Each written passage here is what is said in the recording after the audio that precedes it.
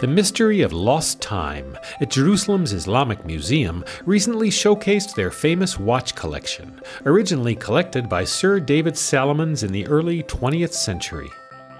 He collected these 200 pieces, which are the best of the very best of watches and clocks ever made.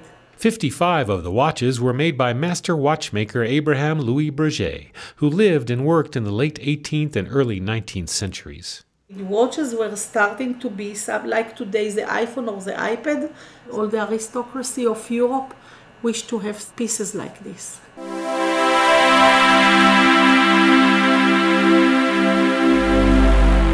Probably the collection's most famous watch is Breguet's Marie Antoinette, made for the French Queen. Was prepared to her.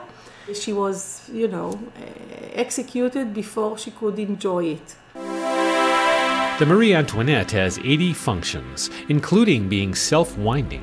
This is considered to be the Mona Lisa of watchmaking.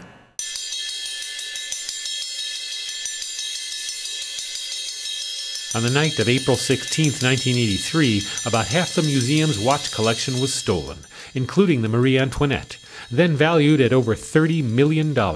Many years the police and even the international police were looking all over the world where is the famous Solomon's collection, and there was not even one trace, nothing. Then in 2006, Hassan got a call from Tel Aviv. A lawyer called me and she said, I think I have your collection. It belonged to a widow. The widow, living in Los Angeles, had been married to a notorious Israeli bank robber, Naaman Diller. Diller, on his deathbed 4 years earlier, had confessed to her that the priceless antique watches scattered around their Los Angeles home, including the Marie Antoinette, were his catch from raiding the museum that night. Hassan then showed me a small case of objects related to Diller, such as his passport forging equipment. He had hundreds of passport photographs. In every photograph, he looks different. He had hid some of the watch parts in medicine boxes, many covered with tiny Hebrew letters, presumably describing how to reassemble the watches. But even one word you cannot read.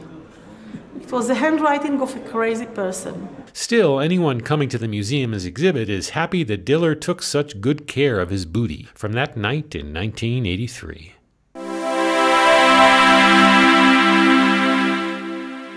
It is a miracle after 24 years to receive such a collection. I said, thank God.